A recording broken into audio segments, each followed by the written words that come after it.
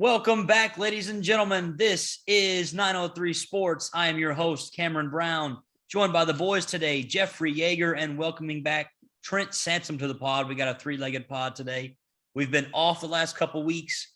We let the NBA playoffs kind of round up the first round. There is a lot to discuss. We've got NBA playoffs to talk about. The NFL draft was this weekend. Baseball's getting going, and there's some NIL controversy we'll get into later with college football and college basketball. But first, I want to start with a little Brownies rant. I need to clear the air from the last weekend. There was a lot of slander about my Boston Celtics. There was a lot of hype going on with the Brooklyn Nets. I am not right very often, but I was right. I nailed it right on the head for this, hit the nail on the head. The Celtics sweep the Brooklyn Nets. I said Celtics in 5. It was a blowout. The Nets are at home, and the Celtics are now playing the defending champs in the conference semifinals. The Nets were bad. That was the worst basketball I've seen Kevin Durant play. Kyrie Irving is as toxic as you can be. Ben Simmons doesn't even want to play basketball. Their bench was terrible. Steve Nash looks clueless. Look, the Nets blew up their young core in 2018 when they had D'Angelo Russell, Jared Allen, Karis LeVert, Joe Harris, Spencer Dinwiddie, a lot of young players kind of building through the draft like everyone's doing now. And they traded them all away for KD, Harden, and Kyrie. And that has not worked out. KD's been great. Kyrie plays when he wants to, and Harden has pretty much quit the game of basketball as it is. He's been horrible for Philly. He just doesn't look interested anymore, and he quit on the Nets and demanded a trade. So the Celtics sweep the Nets, dominate the Nets. The Nets are out. Everyone in the world talks about how, man, it's going to be tough for the Celtics to be able to play with that most talented duo ever, Kyrie and Kevin Durant. And Jason Tatum and Jaylen Brown said, here, hold my beer. Watch us go play. So, Yeager, I just want to give you the opportunity to apologize on the pod to the Boston Celtics, if you may do so now. You were right. My blind takes aren't wrong very often, even though Shattuck swears by the fact that I just have blind takes and hit more than anyone else. But it's like I said before, when Quavo broke up with Saweetie, he had just a legendary tweet, and I'm tweeting, hypothetically the same thing at the Nets. You're just not the team I thought you were. And they looked bad. I mean, they just did not want to win. And KD got locked up by Marcus Smart and Jason Tatum and all those double teams with Al Horford. And I just think that the Celtics, congratulations to them. Really played great basketball. I would watch Jason Tatum, and he is one of the first guys in a while that I've watched, and I've just been like, wow, this kid has got it. Jason Tatum can play some basketball. And so, yeah, absolutely. Congrats to the Celtics. But the Nets just, what it reminded me of, honestly, is, do you remember when the Cavs were in the finals and J.R. Smith forgot that it was tied? Yep. And then after that, it just felt like the air was, out of the Cavs. Yeah. Got sucked out of the Cavs, and they just didn't have the energy for it after they lost that game on a mistake.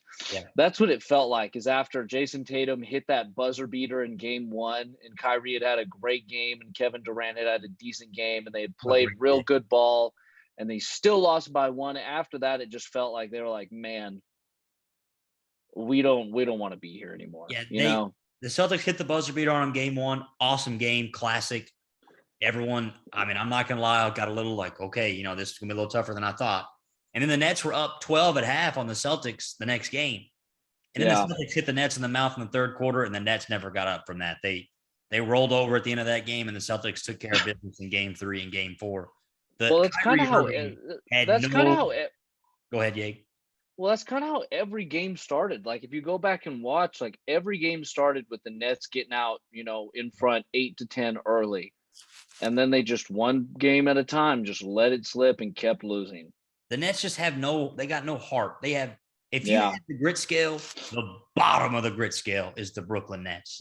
They're right next to the LA Lakers, bottom of the scale. They just, they don't have it. They didn't have that extra, and their chemistry is horrible. Kyrie and KD hadn't played together that much. their bench isn't that great, and Ben Simmons, they're having to deal with all his crap. So I just their chemistry is not good. And we talk about on the last pod, and we'll get into it a little later. The super team in the NBA is dead. The Clippers didn't make the playoffs, Lakers didn't make the playoffs, and the Nets got swept in the first round, and they didn't belong in the playoffs. So I mean, if I'm a Nets fan, I almost would have rather them play out their young core from 4 years ago, and absolutely see how that works out. Trent, go ahead, Trent. Whatever happened to that young core? Because I don't follow NBA, partly due to the super team. I think it kind of takes away from the game, and so I have not been paying attention at all. Whatever happened to Jared Allen, Spencer Dinwiddie, Allen, and Karis LeVert balling out on the Cavs, and they got a really young team. They're going to be really good the next few years. Okay. So both of them say, and Dinwiddie's with the Mavs, D'Lo's with the Timberwolves. Playoffs. Oh, wow. Yeah, and then Joe Harris still with the Nets, but he was hurt. Yeah. They were a young team, had great chemistry, and they played hard. Now that team had grit, and they were fun to watch. But that team loved each other, man. You remember they would do all those dances and stuff? They loved playing with each other. They went toe-to-toe with Philadelphia in the first round of the playoffs in a game series they had no business winning. Yeah, you remember what's his face? Freaking Jared Dudley. Yeah, man, who was it that he was after in that after series? Embiid in that series. That's right, man. He was sticking it to Embiid. Had no fear. That was a fun team, and the NBA, like we talked about in the last pod, is going to that. It is going to building chemistry, building your team through the draft. Instead of throwing all these superstars together on these teams, it's not working anymore. That's awesome. Correct. I think that's great news for a lot of fans. I mean, I think there's some portion of the NBA fan base that likes the super teams, but for a lot of guys like me, it's so much more fun to be able to watch your team be built through the draft, have the same core guys stay around, and then you might add a couple of role players.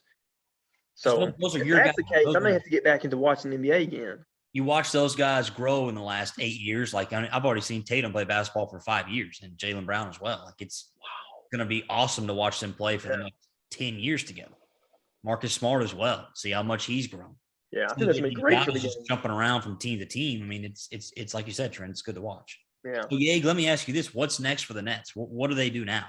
Because obviously they're gonna have to run it back with Simmons, Kyrie, and KD because you can't move Ben Simmons. He's not worth anything in a trade. And then Kyrie has a player option that he's probably going to opt into.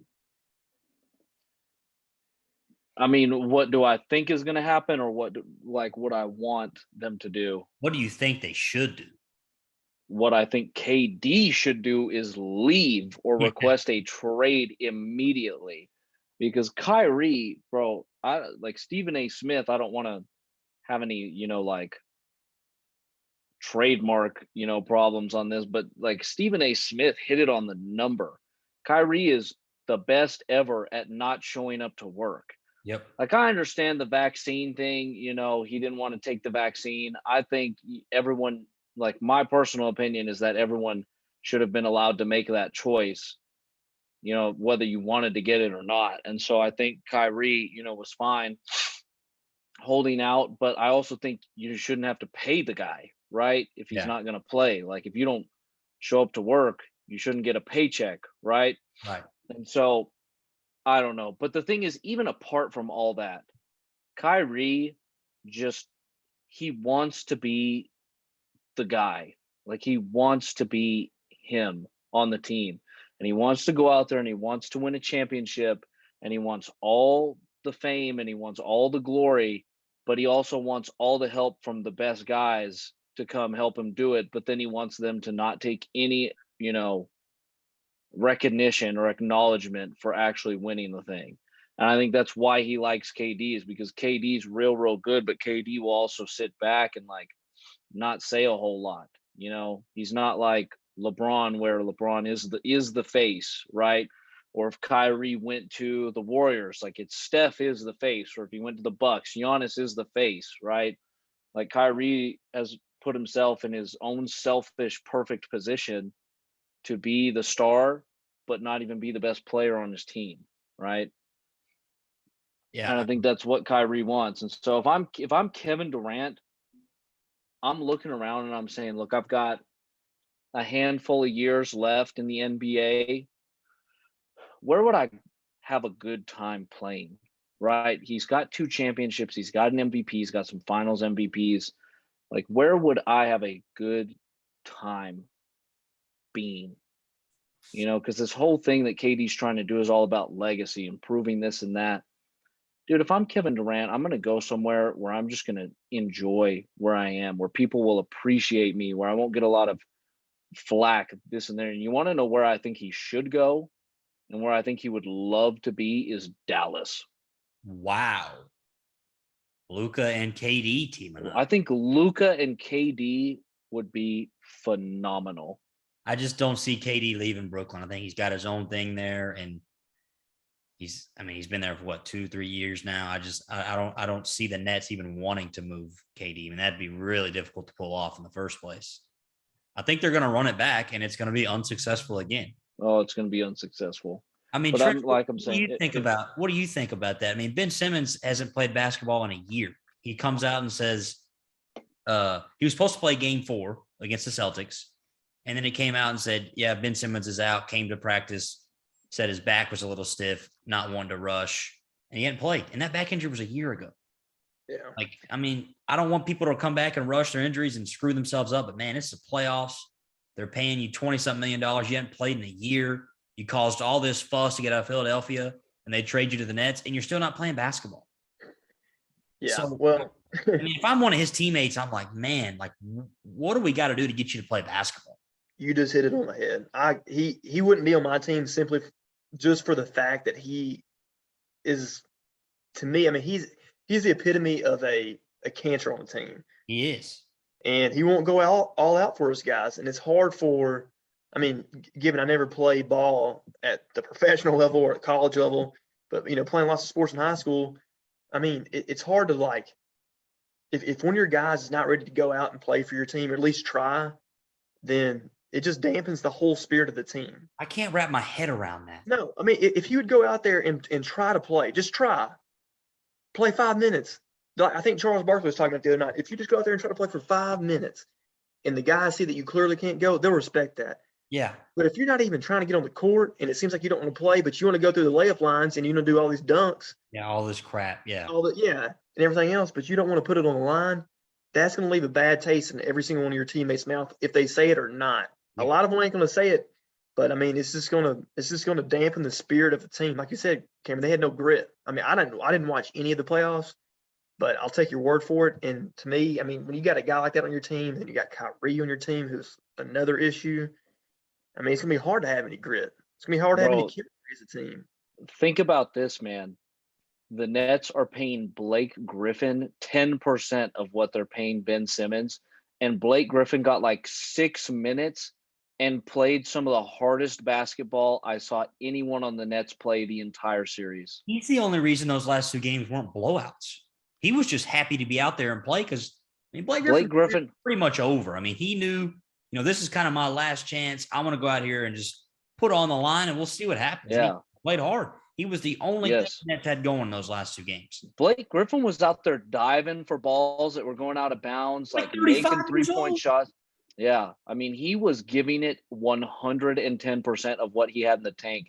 When I saw that, I was like, pay that man. Yeah.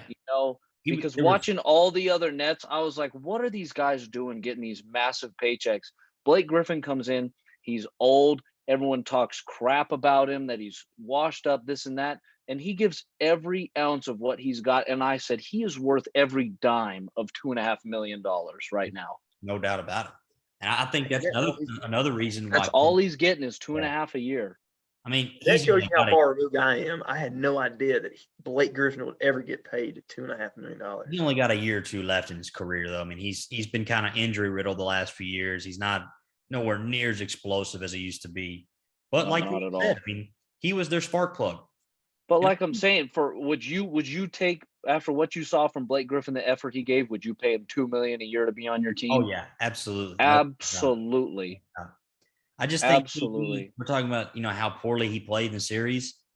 It stems for me, the Celtics defense was great, and we'll get to that. But KD looks like he's fed up playing with Kyrie Irving and dealing with Ben Simmons crap. Yes. And then that's what I'm saying. Steve Nash is the coach. It just looks like everything kind of wearing on him. And he had all the pressure. He knew he had to go out and play great, and he did not. And he got help from Kyrie in 1 game, and that was game 1, and that was it. Nets are done. They got a very, very interesting offseason coming up. They'll probably wipe half that team clean, try to start over, and they got to get Ben Simmons to play basketball. So, let's move on to this. So, what are your thoughts of the playoff as a whole so far? Any teams you've been impressed by in the first round? Bro, the NBA playoffs, the NBA playoffs have been so entertaining. Yeah, they have. I was like, I haven't like the last couple of years, the NBA has just been not that fun to watch because guys are taking 25 games off a season, this and that. They're complaining about blah, blah, blah, wanting to move, play with X guy, play with Y guy, and it's just kind of been boring. But this year's playoffs has been so fun to watch. Like, it's just been just as a whole. I'm trying to think if there's been a single series that I didn't like watching. And I'm like, there's been so much fun. They've been awesome. Like even the Warriors Nuggets, like Gary Payton the second, or Gary Payton Jr. I can't remember which one it is, but Gary Payton has been playing some ball. There was a story that came out about how he just absolutely had to come from nothing because he was dyslexic and like couldn't get a lot of his academics and this and that and blah blah blah. But I'm just trying to think, what series have I not enjoyed? I mean, the Pelicans gave the Suns a run for their money. The future is so bright for that Pelicans team, yay. Dude, if they had Zion, they darn well might have won that series. If they can get him back, they're going to be a problem in the next couple of years. I mean, Brandon Ingram, that kid can play ball. CJ McCollum going there is a game changer. Yes. They need some veteran leadership down there. Yes, that's all they were missing was like an adult to come in the room and be like, hey, you guys are great. Like, just go out and play some ball and I will be the shield, from all the inexperience. But I'm telling you, Brandon Ingram, bro, that guy, he will go at people. And, dude, it is just so awesome to watch. There was a point in the series where I was hoping the Pelicans beat the Suns because I was like, that would be so cool. Imagine being Philadelphia right now. They could have drafted Brandon Ingram and Jason Tatum. Well, bro, imagine being the Lakers right now. Yeah. In the last X amount of years, you've moved on from Julius Randle, D'Angelo Russell, Brandon Ingram, Lonzo Ball, Josh Hart. Who else am I missing? Kuzma, Caruso. Yes, Kuzma, Caruso. I mean, think about all those guys if you still had them in LA. Essentially, they traded all those guys for Westbrook and then a hurt Anthony Davis.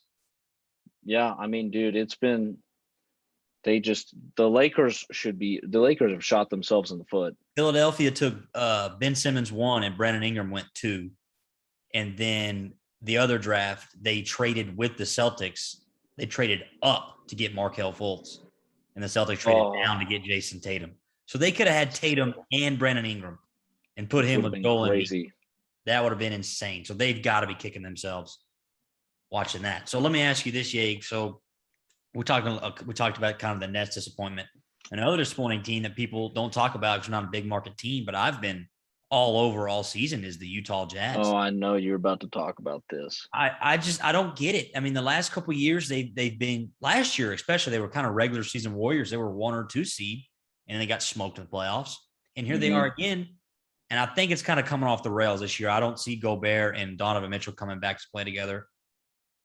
Something's not clicking there. And something's not clicking with that team as a whole. That was a fun series with Dallas. But how in the world you go down 2-1 in a series without Luka Doncic? That's horrible. Like that. Yeah, it's bad. That can't happen. I mean, that's unbelievable to me. The Jazz, and here it is. So my brother and I, we make fun of the Jazz because we live up here, with a bunch of Utah-raised people. Yeah. We call the Vivint Arena is where the Jazz play, right? The Vivint Arena. We've nicknamed it the first round exit arena, with all our buddies. And they don't like it, but it has reigned true for the last 4 years. It is true. And it's the same thing as the Cowboys growing up. Is I had to hear about how great Romo was, how great Des Bryant was, all these things, and they lose in the first round of playoffs. And I tell people here every year, they're like, oh, the Jazz are so good. The Jazz are 15 games over 500. The Jazz are going to be the 2 seed. And I'm telling them, I'm like, when they start winning, I'll give you all your props. I was like, but until they win, I am going to count on them losing in the first round like they always do. Do you think Donovan Mitchell is the problem? Because I do personally. Not many people do, but I am. Donovan Mitchell's a great player. I'm just not sold No. on being a superstar to take your team to the next level. I don't think Donovan Mitchell's the problem. I just don't think he's a one. I don't think he's a Yeah. one on a team, right? Like if you sent Donovan, go ahead. He'd be a great CJ McCollum 2 guy. Yeah, no, I don't absolutely. see Like Donovan Mitchell. I'm trying to think. If you sent Donovan Mitchell,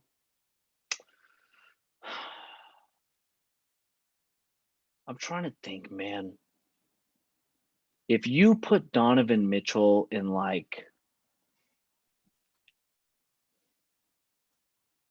if you put him in Miami, like him and Jimmy Butler together. Yeah, I could see But that. even there, yeah, but somebody's leaving Utah. It's probably going to be Gobert. I really could see Gobert going to Dallas because they need. But I just. But it's like I said, like the thing about the Utah Jazz is they don't get a lot of free agents, and they haven't really been good since the 90s. Yeah, they haven't been good since Stockton and Malone. So they get these guys that are like B+, A- players, and they pay them huge money to be there. Right, exactly. And the thing is, like, you can't, like, think about it. If you had Rudy Gobert and Donovan Mitchell in Los Angeles or in Miami, you wouldn't be paying them $40 million a year. No, you'd be paying them 18, 22 million a year, right? Because they're great players. Don't get me wrong. Got to great players. Keep them in their small market team. Exactly. But the thing is, when you look at the big picture, they're not 40 million a year guys. And that's what they're both 200 million, 5-year, 200 million contract guys right now. And so the Utah Jazz, the other thing is they have that same identity crisis as like the Longhorns and the BYU Cougars and the Dallas Cowboys and tough group. No, yeah, like all four of those teams have been like the center of sports attention in their state respectively for so long. Like the Cougars have been the only football team people wanted to watch here for years, right? The Jazz are the only professional team in Utah. The Longhorns are the heart of Texas. And then the Cowboys, it's the Cowboys, right? And they kind of have that identity crisis of we don't really have to fight because no matter what, everyone's going to love us because we are it, right? Yeah. That's my problem with the Longhorns is the Longhorns, they think that if we suck or if we choke or if we don't perform up to the expectations, guess what? Next year, everyone's going to be bleeding burnt orange.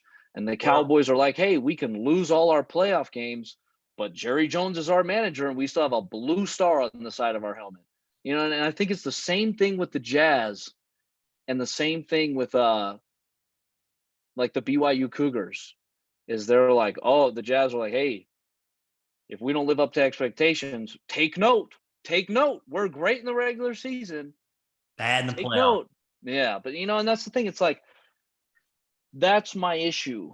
Is I've said it on this pod multiple times.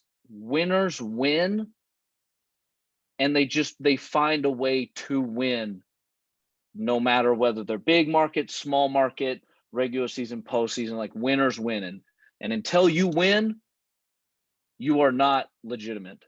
Yeah, and that's how it is. I totally agree, Jeff. And I'm like you were saying that, at the end of the season, in the off season, all those teams think that, oh, well, the fan base will get right back on board next year. And I'll tell you what, as a absolute diehard Longhorn fan, it's starting to wear on me. Oh, it's starting to piss me off. Because it's not just that we've been so bad for 12 years, 13 years, since 2009. It's that the fact that it's the University of Texas makes the most amount of money in college sports, and we have this arrogance about ourselves. I was telling my brother the other day, if I didn't grow up a Longhorn fan, like if it wasn't embedded in my DNA as a little kid, and watching games, being some of my first memories as a 4-year-old kid, is watching Texas football. But if I didn't grow up a Texas fan, I mean, I would absolutely hate the University of Texas because of the way they carry Absolutely. themselves. Absolutely. I mean, they just One have of this these arrogance days- about them. One of these I'm telling you, fans are gonna I am this close. Me too, Jeff. It's ridiculous. It's something. I'm this close. I'm this close to bleeding red and being a Houston Cougar. Jeff, I'm right there with you. Dana Holgerson got them boys playing. Bro, Yeah, I watched March Madness and I was watching the Houston Cougars and I thought, what a bunch Kelvin of Sansom. gritty, Rick. hard playing, Grit. just ballers. Yeah, I was right, like, yeah. this is a team of I would dogs. love to go to war for. Yeah. Were I the totally Houston agree, Jeff. Cougars. And I don't know. It's something in the water or in the air in Austin, Texas. But I mean, our baseball team right now. This is kind of getting sidetracked, but dude, we're No, go for preseason it. number 1, and started off 12-0. We're no longer ranked. We just got swept by the Oklahoma State Cowboys, which are a great team. They're number 3 in the country, but we got our butts handed to us this weekend. Who's number 1 in college baseball? I haven't kept up in a little while. I can't remember. I think it's Arkansas. No, that's not who it is. No, it's Tennessee. Tennessee? Arkansas too. Tennessee. Oh, All right, we got to get Tennessee back on has track 3 here. losses on the year. Best baseball team I've ever seen. I may have to jump on that bandwagon. Welcome aboard. Come on, we'll take you anytime. We're all color orange, but I may have to jump on that bandwagon. So speaking of grit, I want to talk about one more team that I mentioned. I want to talk about the Mavs. They play hard, a lot of grit on that team. I talked about how I could see Gobert going there this offseason because they need some size. yeah. But Sansom, how wrong were we about Luka Doncic? That is the second worst take of my entire life. Yeah. Luka, Who's first? he and Sansom came on Twitter, came out and said Luka Doncic will be a massive bust. Massive. 24, 23 years old, and he's already a top 5 player, top 10 player in the NBA already. He's unbelievable. If you take Luka off that team, oh man, it's such a horrible take. The only take I have worse than that is I said Pat Mahomes will not start a down at Texas Tech. He's won a Super Bowl and he's on a Madden cover. So I was just a little bit wrong about that one. That is a cold take. I mean, hell froze over take. That's as bad as it gets. But the Luka take's just as bad. Yeah. I like this Mavs team. I think they're going to give the Suns. Dallas got to shoot the ball as well as they have been. They got to keep the 3 ball going. Don't think they have enough size to beat Phoenix, but that's going to be a fun series to watch. So keep your eyes on Dallas. I was excited to see Luka get his first playoff series win against the Jazz. Jazz blundered that series. But credit to the Mavs, man. Went out and won 2 of the first 3 games without Luka Doncic in that. And Jalen Brunson's made himself a ton of money in this series with the way he's playing.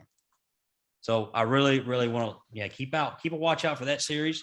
We also got Sixers Heat. Sixers are actually up at half right now in Miami, which is What? surprising. Third quarter, they're up by 2. So Philly may be coming alive. I counted them out with the Embiid injury.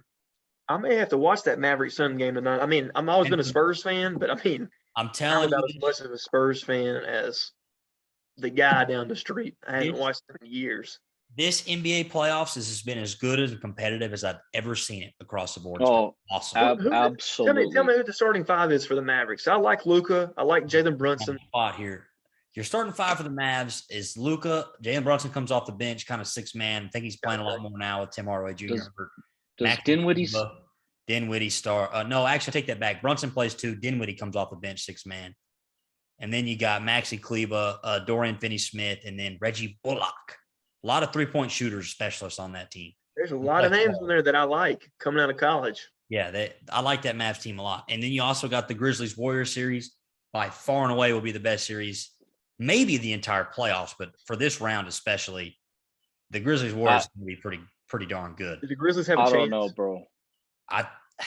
Man, they lost by 1 yesterday. And they had everything go their way that could have gone their way. I'm just telling you, I know they're still young, but don't count out the Grizzlies. I love that team. They play hard and they play really good defense. John Morant, Jaren Jackson Jr. You talk about a team built through the draft. That entire team has been built through the draft. Good for them, man. Especially where they were a couple years ago. Basically, when I quit They've watching, come a they were, long way. yeah. So Them and the Suns, man. Good for both of those teams. I want to And the touch. Mavericks. I want to touch on one more thing, NBA, then we'll move on. Not a good night for my Boston Celtics last night. 89 points. I think they shot just under 30% from the field. Horrible. Lose at home. I really liked our chances in this series. Chris Middleton's out for the entire series for the Bucks. Giannis is that good. I mean, the Celtics look, we had the advantage in the series because we had home court. That is now gone. It is a brand new series. You go in tomorrow, tie it at 1. Okay. We're back to square one. There's no advantage. It's going to be a dogfight. This ain't the Brooklyn Nets anymore, Boston. Hear me out. The Nets, it was awesome that we beat them. I love celebrating that. Sending Kyrie home, made KD look foolish. Send them home, sweep the Nets. This ain't Brooklyn anymore, gentlemen. This is the defending champs. You're playing the best player in the league, Giannis. The Bucks play just as good as defense as the Celtics do. You better wake up, because if all you did this season was sweep the Nets in the first round, that ain't good enough. I don't want to call the season a failure, but it dang sure won't be a success. So tomorrow, a must win for the Boston Celtics. And they have all the pieces.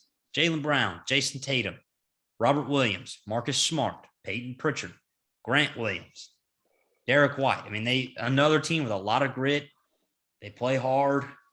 Al Horford, bro. Don't forget that. Yeah, I was about to say. How could I forget about Al Horford? Is he back with the Celtics? He's been huge for the Celtics. Dude can still play some defense, rebound. Like I said, this ain't the Nets anymore. Celtics got to wake up. Don't dare come into this series entitled just because you swept the Nets. Yesterday was. I'm with you, Cam. If they go down 2-0, they're done. I think it might be done, because 3 of the last 5 games will be in Milwaukee. Yes. And I can guarantee you that Milwaukee will win at least 2 of those 3 home games. I'll say this. If they get it 1-1, the Celtics are one of the best road teams in the league. So I think, I'll feel a lot better. But if we go down 2-0, it's over. I mean, they can hope for a miracle. But Tatum and Jaylen got to play a lot better than they did yesterday. Stats were not good. Tatum only 21, shot 29%, 30%. Jaylen Brown had a bad game. Marcus Smart's banged up. But everybody's banged up. I mean, you can't blame injuries. Joel Embiid's got a broken face, broken thumb. Chris Middleton's hurt. Lucas. Yeah, I was about to say. Booker's got a busted hamstring. I mean, everyone's banged up at this point. Like the Nets can blame injuries all they want. The Celtics, if that's their excuse, if they go out on the series, it's no excuse. Everyone's banged up. That Boston and Milwaukee is going to be a great, great series. I'm really excited for tomorrow's game. It's a must win. And, we'll see. I liked our chances coming into the series without Middleton, and now I'm a little nervous. I'm nowhere near as confident as I was against the Nets, because Giannis is that good. He is on a whole nother level right now, defensively as well. Giannis is tier 1, and KD might be tier 1A, but there's no one else up there. Yeah, I would agree with that. Those are your top 2 players in the league. No doubt about it. And Giannis is an insanely good defender. KD shoots it 30 times better than Giannis does, but Giannis is a much better defender than KD. So Giannis will go after people on defense. Like, he'll go get blocks, and I'm talking like clean blocks, like throwing people off the glass. Yeah, he's insane defensively, and it's gonna be tough. It's gonna be tough. I'll tell you who else has been great. I'll tell you who else has been great for Milwaukee is Grayson Allen. Drew Holiday as well, Bobby Portis. Yeah, Brook Lopez. They have all been playing some ball. So it's going to be fun. 4 series left. We're into the conference finals. Will be after this series. There'll be some really good basketball coming up, Trent. I'm telling you, keep an eye on these playoffs. It's really fun to watch. Yeah, I may tune into that game tonight. Yeah, that'll be a good one to watch. Mavs got to come out hot if they want a shot. They've got to come out and hit Phoenix early. I want to touch one more thing, Yeg, on the NBA real quick. Warriors are kind of turning back the clock a little bit. The Warriors are turning back. They look pretty good, man. Jordan Poole, Steph Curry Jr., that kid's good. Bro, they look real good. Yeah, they do. Good. If they can get Clay back to 75% of the Clay we used to see. How about Klay Thompson missing both free throws at the end of the game? That? Clay missing 2 free throws in a row. Throws over. Couldn't believe that. What are the actual odds? When was the last time Clay? When was the last time Clay missed 2 free throws? You don't see that every day. You do not see that every day. I was stunned by that. I could not believe it. Me neither. That was crazy. I couldn't. It was nuts. I mean, if John Morant goes down and makes that layup and they lose by 1, Klay Thompson is going to the locker room thinking, I screwed us. Yeah, he'd have been sick. Yeah. All right, so let's move on to a little NFL talk. Draft was this weekend. Love the NFL draft. The Jets had probably the best draft. Hopefully, it's kind of hard because who knows how good these players turn out to be. But just from analytics and the way the experts had everyone lined up, Jets had a phenomenal draft. Sauce Gardner, I think, is the best corner in the draft. Didn't give up one touchdown in college. Awesome player. Garrett Wilson was the top-rated receiver in the draft. Got him. And they got one of the best defensive ends in the draft at 26. He fell there. I wanted the Jets to get him at 10. And they got the best running back in the draft in Breece Hall. So I think the Jets were the biggest winner of the draft. I also love the Ravens draft. They got Kyle Hamilton at 14. He was one of the most talented players in the draft, safety at Notre Dame. Awesome. They got David Ojabo, who was probably going to be a top 10 pick, Trent, if he didn't tear his Achilles at his pro day. Another really good pick there. I thought the Eagles had a great day, trading for A.J. Brown, picked him up. They got Jordan Davis, and they got Nakobe Dean at 83. That was a crazy fall in the draft. And my biggest, I also want to say the Bills, another winner. Love the Kyer Elam pick. They filled all their needs, the Bills. I loved the Bills draft. I do too. Biggest loser of the draft, the Dallas Cowboys and the New England Patriots, in my opinion. I think the Patriots, the way they're kind of running things, is kind of getting pushed out the door. Their first round pick was a guard that had a 4th round projection. The ESPN didn't even have a highlight tape for the kid because no one had him on their radar to go in the first round. Who knows? I mean, it's the Patriots. Who knows what's going to happen? But their draft was ugly. They took the Tyquan Thornton kid in the 2nd round. Trent, I don't know a whole lot about for Baylor. I mean, there were quite a few names still left on the board. They took the Baylor receiver. Yeah, everything the Patriots did, it's like they could have taken the guy 2 rounds later. Yeah, that's They're weird. trying the old Patriots way, and I don't think it works anymore. And the Cowboys, they had a chance at Jermaine Johnson. They need defensive end help after losing Randy Gregory. And then they took a tackle out of Tulsa who was 3rd in college football in penalties. The last thing Dallas needs. Oh, yeah. Don't even get me started. He'll fit in real nice with Connor Williams. Connor Williams left, Trent. He's with the Dolphins. Thank goodness. Oh, fantastic. That's already an addition by subtraction. Exactly. So I just wasn't a fan of Dallas's draft. So any winners and losers for y'all from the draft from the weekend? Cowboys, biggest loser. I don't know anything about the Patriots draft. I didn't really follow the draft. But I did see everybody talking about that Cole Strange kid. I didn't know anything about him. I had no clue who he was. Yeah, I just saw a clip of what's that coach's name out of Los Angeles? Sean McVay was laughing at it. Yeah. Your Super Bowl champion coach was laughing at the pick. Poor kid, but I mean, dang. Yeah, poor kids. Maybe who knows though, man? I mean, we may be looking back in a year or 2 years, or and thinking that wow, they were really on to something. That's the thing about the draft is who knows? Like literally who knows? Yeah. But my favorite overall pick of the draft, and I think the best value of the draft was the Bills getting Terrell Bernard in the 3rd round, like I think the 89th pick. Yeah. That dude is a dog. Where's he To me, he's a Baylor. Yeah. I mean, they had a couple of defensive guys come out of Baylor that were JT Woods, a safety. I think he went to the Titans, I'm not sure, or the Ravens maybe. But that Terrell Bernard kid, I think he's the best defensive player in the whole draft. Yeah, they got him in the 3rd round. The Bills needed defensive help, and they filled a lot of needs defensively. They're going to be maybe the odds-on favorite to win the Super Bowl this year, if not probably top 3. And I thought they had a really good draft. Kyer Elam's a stud out of Florida. I thought he was pretty undervalued at the corner position. Really liked him. They got James Cook in the 2nd round. I love James Cook, man. They need running back help, and they got that with James Cook. Dalvin Cook's brother. Kid's going to be good. That kid just has unreal speed. I mean, Unreal. that is just unreal. Can't teach it. No. I want to ask you 2 things, Trent. So one, I want to get your thoughts on the Longhorns not getting any players drafted. I believe that's the 2nd time that's happened the last 7 or 8 years. And I think in 2014 it might have happened, or we had one player drafted in the 7th round. I can't remember. It happened one Charlie Strong year. I remember because it was a 2014 because it was the first time it had happened in several years. Yeah, it would have been 2014. Now it's happened again. And that would have been when he came, I don't even think he had coached a game. He came in 2014. Yeah, that was that'd have been more Mac Brown's fault. Yep.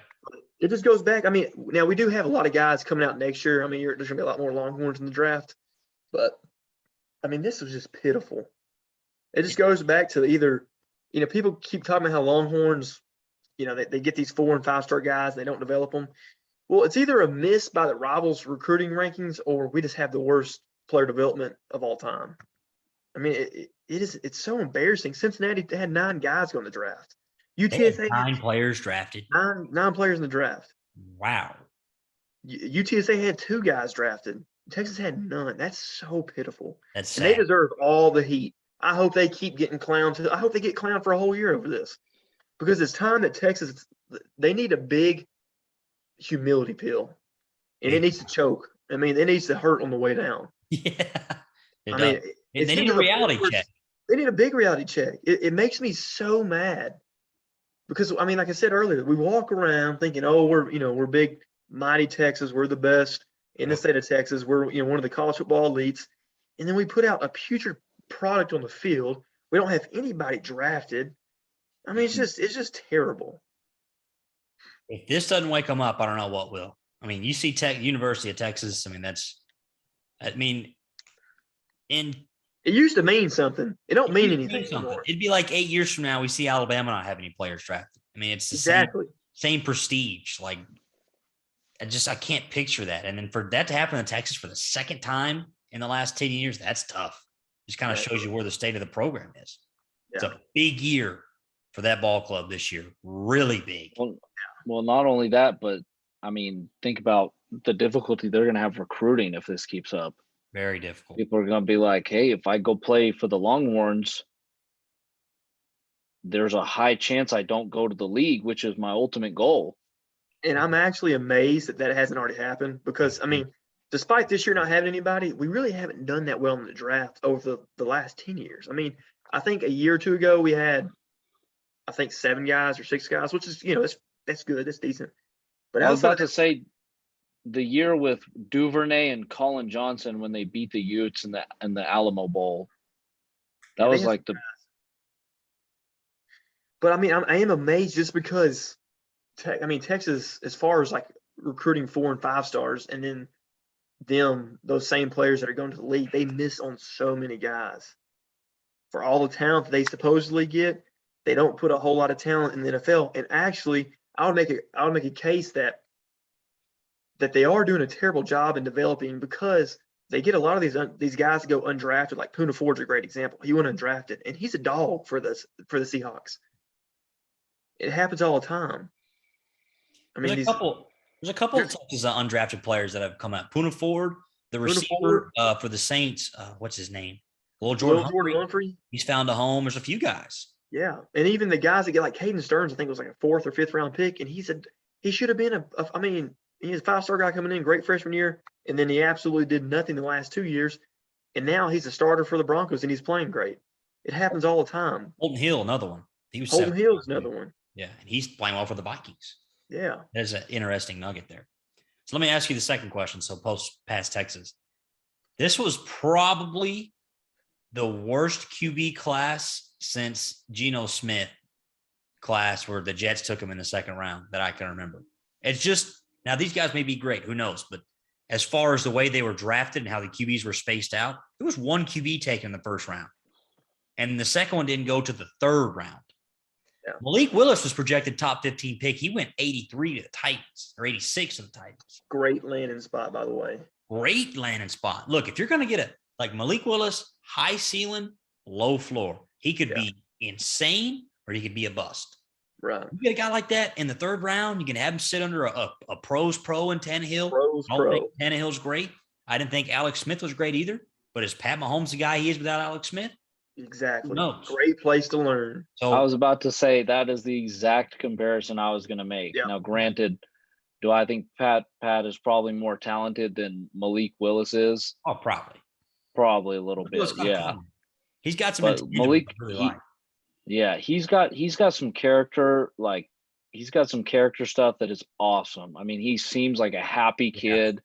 He seems like a guy that's positive, that's going to be a good energy that people are going to want to be around. And I think he's the type of guy that can go out and make the Tennessee Titans a very happy franchise. Yeah, that was a steal. Falcons took Desmond Ridder, I think, in the third round. Sam Howell fell to the fifth round of the Commanders. He had an awful senior year, but he wasn't surrounded by much in North Carolina either. So Yeah. it was awesome his junior year when he was surrounded by some really good talent, Michael Carter And those two really talented receivers that they had, and Daz Newsome, and then the other cat that they had. So he's kind of tough to gauge. And then what was the other kids? Oh, Matt Corral to the Panthers in the 3rd round. Also going to be interesting to see him there. He's got some pretty solid intangibles as well at Ole Miss. Panthers kind of quarterback needy. We could see Matt Corral this year. We could also see Desmond Ridder this year because Marcus Mariota is pretty injury prone. Yeah, I'm excited to see Desmond Ridder. I think we'll see that kid's a winner. I think we'll see Kenny Pickett week 1. I think Trubisky. I'm excited. I'm so glad he's staying in Pittsburgh. How about Kenny Pickett? Went to high school in Pittsburgh, stayed home to go to college for Pitt, Heisman candidate, one of the greatest Pittsburgh players ever, and then he gets drafted by the Steelers, stays home. That's a pretty cool story to follow. That's a great story to follow. Loved Kenny Pickett. I loved watching him in college. Hope he does well in the league. I think he can be another winner. How hard is it to win at Pitt these days? It's pretty difficult. So he'll be fun to watch as well. And I hope Malik Willis succeeds. I really do. I hated to see him and Kobe Dean fall 70 spots because, my God, that's a lot of money that they're losing out on that contract. Happens to him sometimes. We saw Brady Quinn supposed to be number 1 or 2 a few years ago, but 15 years ago now, to the Browns. He went 25. We saw it happen to Johnny to his own fault, late 20s. Aaron Rodgers happened to him. Sometimes guys just fall in draft for who knows why. So it'll be interesting to see if this QB class kind of exceeds expectations or they kind of fizzle out like that Geno Smith QB class did. That was horrible about 7 or 8 years ago. Next year's class is QB loaded. You got Bryce Young, CJ Stroud, and I know people are really high on that McKee kid out of Stanford as well. So there's a few QBs in this next year's class that are that's my cousin. Do what? McKee for Stanford's my second cousin. You're related to Tanner McKee? Yeah, on my mom's side. Are you actually? Actually, yeah. Well, my mom is my grandma is Gay McKee Hansen, and so that's her whole family. Do you know him? I've talked to him a handful of times. Ask him for a piece of that NFL paycheck he's going to get next. He's going to be good. I've watched him a few times at Stanford. Stanford's been awful. Play. He's a nice player. So it's going to be a QB class next year. I did not know that. I didn't know Stanford. I mean, Stanford's been so bad. Yeah, he came in kind of mid-season last year, and he's looked pretty sharp. He makes some great throws. Stanford just if you remember the McKee kid, like his final 2, it was between Stanford and BYU. Yep. That's crazy. I didn't know you were related to freaking top 15 pick in the draft next year. So those are my thoughts on the draft. Awesome weekend. Also, Love the draft. Go ahead. Quick shout out from the 903. I don't know if y'all heard, but Jake Parker got invited to some camps. Really? Yeah. He didn't get drafted, but he got invited to go to the Jaguars, the Pats, and the Chiefs. Where did he go to school? Howard. He went where? Are you talking about college or high school? College. I know he went to high school. Where did he go to college? Howard. Like Howard Payne or whatever it's called. Oh, Howard Payne. It's D3. HPU. Really? Howard Payne. Yeah. I did not know that. That's pretty cool. But he was like the number 1 receiver in the state of Texas for like all-purpose yards and a bunch of other stuff. I did not know he was still playing. That's awesome. He was a dog at Howard Payne. That was your boy back in the day, wasn't it, Yeg? It still is. I talked to him today about it. We used to wear him out in the student section. Tell him the bleacher crew. Oh man, him and Mason Terry were 2 guys that we used to try to wear out. And then when I met both of them, they're both nice guys. Yeah. We used to wear Mason Terry out. And now we're good pals. So one more thought on football, and then our NFL will move on to college.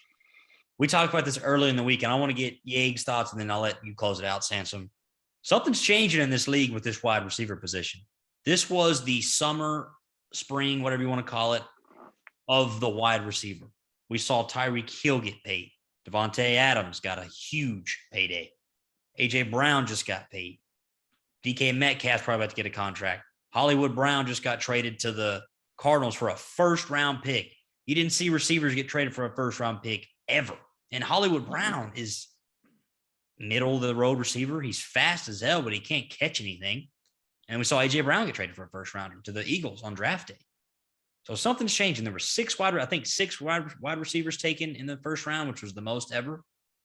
I don't know. It used to be everyone thought receivers and running backs, they're a dime a dozen. I'm not going to pay them. I'm just going to keep recycling them through the draft, pick up some, role players. We saw Le'Veon Bell kind of try to start the trend of paying running backs, Todd Gurley, and it hasn't really worked out too well. Now we're seeing it with the wide receivers, with Devontae Adams, Tyreek Hill, and these guys setting the tone. So is there something changing in the league, Ye? Are these receivers worth this money or no? What are your thoughts? Well, I think you have to look at it from the view that the league is different than it was 10 years ago, right? Like back when you had crazy receivers like Calvin Johnson and Des Bryant and Jordy Nelson. And, who else did I pick up in 2013 in fantasy football? All those guys. The thing is, you also worried about those guys in fantasy because if they ran over the middle, Ray Lewis was going to fold them in half, And now it's like you see CeeDee Lamb going over the middle and you can't fold someone without getting a penalty, right? And so I think these receivers are starting to be worth more money because they can't get hurt as easily, right? And so their ability to be durable and play for a long time and play at a productive level for a really long time is a lot more probable, right? That's a good point. I honestly didn't really kind of think about it from that aspect, as it's not as physical of a league as it used to be. Well, right. Well, think about the whole point of paying players is to get the most production for your money in a given year, right?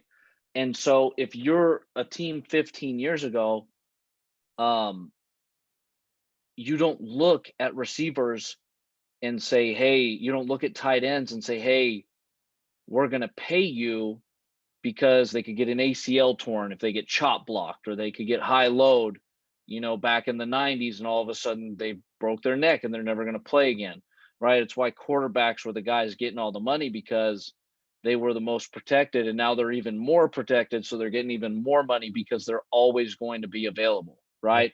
And I think wide receivers are getting more and more available. And so it's getting to the point where you're even starting to pay cornerbacks a lot of money, because corners, if they're real good and they can stop those guys, then they're worth a ton more to a team. Yep. No, I like that. That's a fair point. Dennis, I know you got some pretty strong thoughts on this. What do you think? Yeah, no, Jeff makes a great point. And I do think it's the league now, since the way, it's safer than it's ever been. And it just sets up well for receivers and offenses in general, because they're more protected. But the way I look at the draft is that it proves to me even more that the receivers are a dime a dozen. I mean, you got 6 guys going in the first round. You got teams like the Titans trading A.J. Brown away and just drafting Treylon Burke. Yep. Because they're just replacing these guys. Yeah. And I don't think that was necessarily a smart move. I mean, I like Treylon Burke, but I don't know if he's going to be A.J. Brown. Big shoes to fill. But the thing is, in my opinion, you're going to have teams like they did with the running backs a couple years ago. They're going to start paying these receivers a ton of money. And it's my belief that it's not going to work out well, because I don't think you have to have one of these all-time receivers to go win a Super Bowl. I mean, outside of Cooper Kupp, I just don't know that a receiver played that big of a difference in a team's ability to go win a Super Bowl. And especially think about it. The last guy, like the only guy I can think of 10 plus years ago where you were like, he is worth giving the max because even in a very physical league, he can do it all, was Calvin Johnson. Yeah. They would literally triple team the guy and he would just go up over all 3 of them. He was that good. But even then, though, I still wouldn't pay. I mean, even Calvin Johnson, I agree with you, Jeff. I think these guys are amazing. And I'm not saying there's not a difference between the elite level guys and guys like, let's say, like Julian Edelman, like a typical New England Patriot receiver. That's a middle of that road, super productive, but it's not a Devontae, not one of those guys. But it's like those guys don't translate into wins, because especially if you start paying these guys. I mean, I don't know what they're going for now, but if they're paying them upwards of $30 million, who else are you going to pay on your team? Especially if you get to $40 million. Like, I mean, that's quarterback money. We're at Yeah. 25. You got to be able to spread all that money out. And so that's why I think that these teams are going in the draft and they're getting these guys on rookie deals because it makes more sense because they come out ready to play. That's one thing. We're Now we going don't have to pay an AJ Brown a massive contract. they've gone from 20, 25 to 30 million now, which is crazy to see. And That's I'm nuts. glad that the Jets didn't trade pick 10 for Debo Samuel. And instead we'll get Garrett Wilson in here for $4 million, $5 million a year, see what he can do. Yes. And he could turn out to be the next Debo Samuel. We got him for $5 million. And he's going to be a great player. I think Garrett Wilson is the best receiver in the entire draft. I think he's going to be a great player. I like Debo Samuel. I think the Niners are going to trade him somewhere. It's not going to be the Jets now because we just drafted Garrett Wilson, obviously. But if we got Debo, we'd have to give up a number 10 pick to get him for one, which is a heavy pick to give up for a wide receiver. And then you got to turn around and pay the guy $25 million, which is steep. And what's that, Yates? Yeah. What are you doing? Yeah, you watching Ozark right now? Sorry, I got a weird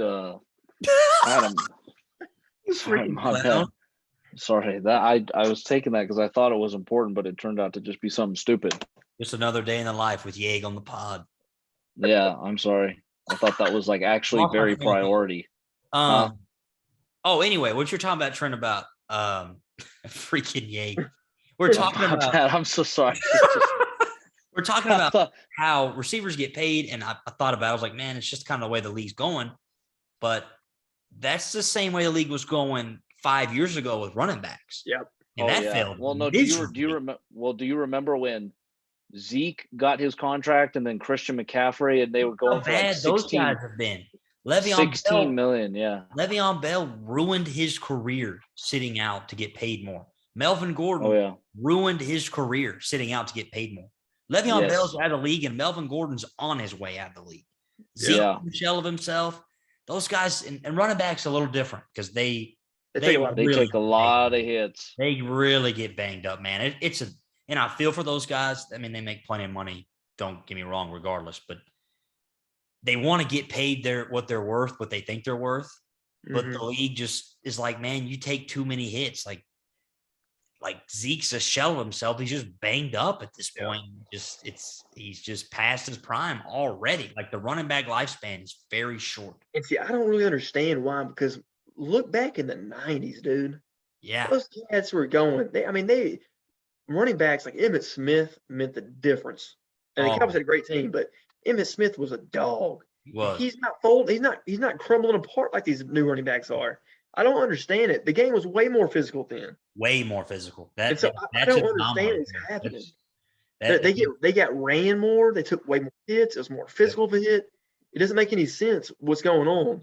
Yeah, but I mean, I think there's any skill position outside the quarterback, you can't pay those guys. I mean, they're great of the league. I mean, you got. I'll tell you what position is super undervalued right now is to get a tight end that can play ball. You need a tight end that can block. A lot of guys like Travis Kelce, Mark Andrews, big boy that can catch, got soft hands, runs good routes, Jason Witten-esque, and can block. You need a tight end that can block in the run game. Yeah. Darren Waller, bro. That guy can play ball. Great player. Yeah. But I'm just of the belief if you have four things, you'll win in this league. Great quarterback, good offensive line, great scheme, and a good defense. Don't matter who you got at running back, don't matter who you got at receiver, you will be in contention. You have to have a good offensive line in the league. Have to. I have been saying that. Look, I have been saying that for probably ever since I started watching football. As I would watch these drafts and teams were taking these random QBs in the first round. And I said, you know what, dude, if I was an NFL GM, and I said this when I was probably 17 years old, I said, if I was an NFL GM, every single year, I would use my first round pick to draft whoever is the best offensive lineman available at my spot. At the time of whatever my pick is, I would take the best offensive lineman. Because, dude, you watch some of these teams that have great O-lines, and you can take a B minus quarterback, and he can win you 10, 11 games. it took me a while to realize it, but the offensive line is crazy important in the league, man. You get a stud QB, you put him behind an O-line that can't block, he can't do anything. He's got no time to throw. Especially Well, look at young Russell QB. Wilson with the Seahawks. Yeah, exactly. He's getting hit more times than anybody in the league. That's what ran him out of Seattle. And now he's going out a pretty solid line in Well, Denver. look at the difference even in the Cowboys offensive line when they first got Dak and Zeke. Yeah. I mean, I still think Zeke was a great player regardless at that time. But, I mean, it's a big difference running behind this line and what they used to have. No kidding. Makes a Well, world of difference. think about Joe Burrow, man. Imagine what he could have done if his line was just 20% better.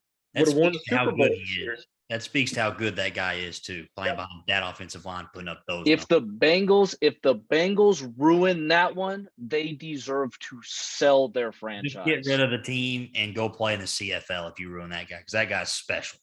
But, All right, I want to move on to one more topic, and we'll close it out for this week's pod. Good to be back, boys. It's been a little too long. Absolutely. Good to have you back on the pod, Sansom. yeah. So final topic, and you'll like this one, Trent. You gave me the idea to run with this. So NIL, I've been big advocate on it for a long time. I think athletes should be paid for their worth. I played college golf at a small school. I wouldn't have been able to, make much money off my name. But a guy like Johnny Manziel, as big as he was in college, he deserved to make some money in college. Baker Mayfield, guys like that are they're literal superstars. Mm-hmm. At our age, not making a dime and having to have help for gas. Now, I'm sure those guys were getting paid under the table. I'm sure they were doing Okay. I was just about to say, I don't think those guys were having to have help for gas. No. I mean, but at the end of the day, there are some big time D1 players that do have to go through that stuff. And I think they should be able to make money off their name. But we've gotten a really dangerous spot in college football with this NIL stuff.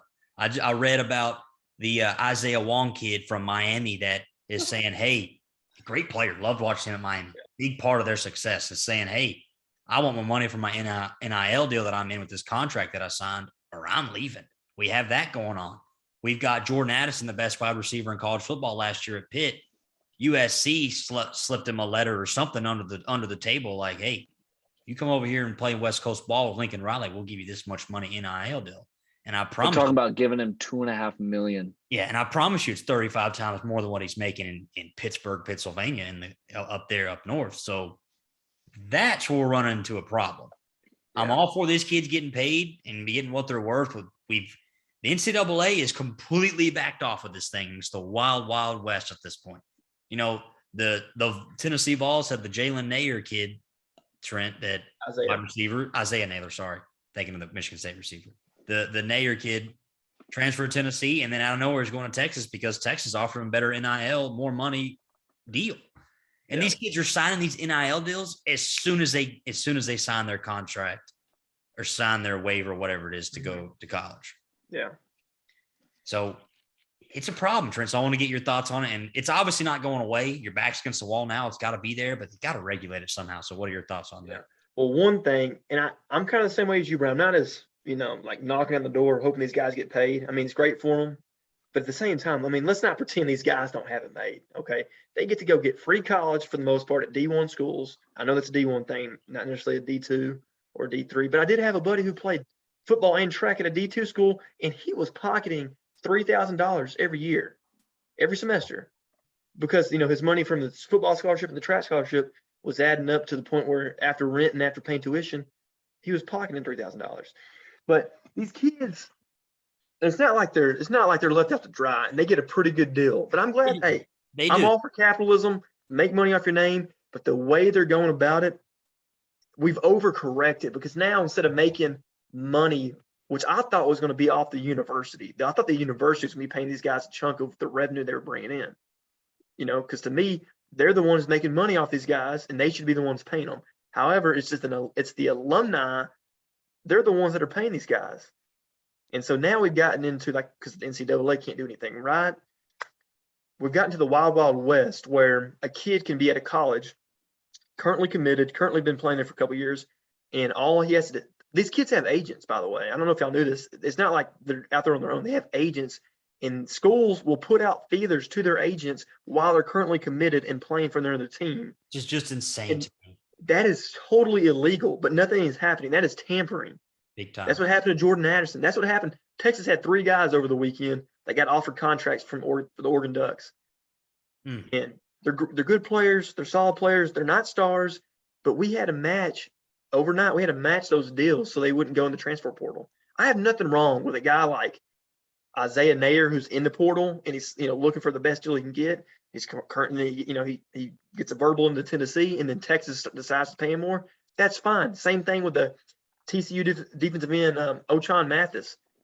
He was down between Texas and Nebraska. Well, Nebraska decided they were going to pay him $700,000, and he is a middling defensive end. I mean, he had 4 sacks last year. He's not a Reggie Wayne, and so these kids are making all kinds of money, and it's getting to the point where you're having to recruit your own committed guys because you never know if their agents are getting feeders. They're getting notes slipped to them under the table, and you're having to make these counter offers overnight. It's getting ridiculous. The issue is we've got to get the boosters out of it. We've got to get the coaches out of it in the universities. It's set up for these businesses to give these guys these deals. Like Tennessee had a cornerback, Alontae Taylor, just got drafted second round of the Saints. He had a deal with some cookie company in Knoxville. And every time he got a pick, everyone got free cookies. Yep. You go to the store and get cookies, whatever. That's just something that I heard. I was like, oh, that's pretty cool. But that's what it's about. They're paying him a certain amount of money. He gets a pick that markets their brand. Everyone gets free cookies. Hey, everyone knows about this great cookie place or whatever. Like that's the point. Not these billionaire boosters paying these kids $900,000 for whatever company they have NIL deal. That's where we're getting into some big, big problems. And it's almost like an auction with these kids. Like you get on eBay, like Cud, I wish Cud was on here. Cud buys these autographs in like auctions. Like these kids are being like, hey, I'm going to the highest bidder. I don't give a damn about their prestige. I don't care what they did last year. They're offering me $2 million. That's where I'm going. Yeah. So, oh yeah. And you're going to see a lot more of that happening. And it's going to get worse and worse and worse until they figure out how to regulate it. I don't exactly know how you can, because this is where we're at now. It's not going away. If they could figure out how to regulate it, which I don't understand how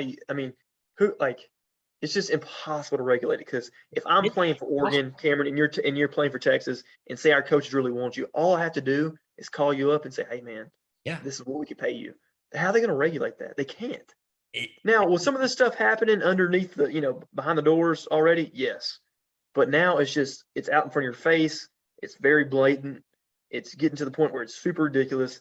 I mean, and I can't stand the Aggies, but what they just did is they just bought the best class of all time this year.